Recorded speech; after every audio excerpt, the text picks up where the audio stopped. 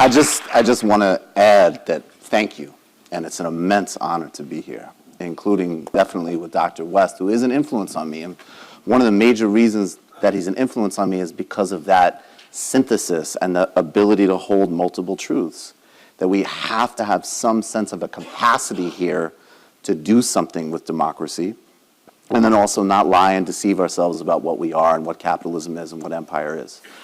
I came across a speech fragment from Martin Luther King Jr. recently, which I played on my show, and I don't know where or the title of the speech, but I thought it was so important because we've put a lot of work, and we still have to put work into reminding everybody that the man was on the left. He wasn't a guy who came out once a year and said everybody should treat each other nicely. He was a serious...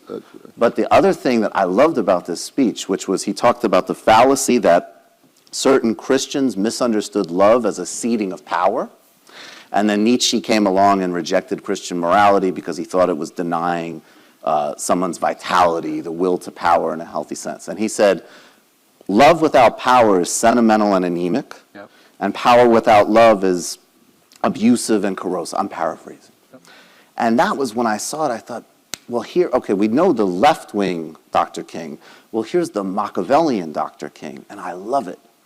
I want the left to have Machiavelli so that we can have the strategy, the ruthlessness, the clarity to actually win these battles and be ruthless with institutions. And then I want us to learn how to be really kind to each other, welcoming of a broad set, and actually have a movement that has the capacity to do that. That's why the cancel stuff is relevant that Katie brought up, because it's a stand-in for this eliminationism of other humans, which is neoliberalism enacted.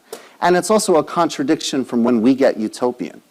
It's beautiful. We're the people who sit around and we say, why don't we have a world where there's no prisons? Okay. That's a radical fucking statement. That's a real thing, and we should take it seriously. But then, on the other hand, oh, well, these people could never be part of our coalition because they made a mistake or said something. Like, it's a contradiction in what we're enacting. So what I get that I hope is in the realm of answering your question from this Dr. King clip was left-wing, spiritual, but also with a vision of power. And if we can synthesize those things, I think we will speak to the highest impulses of this country. We will be welcoming to people, and we will win.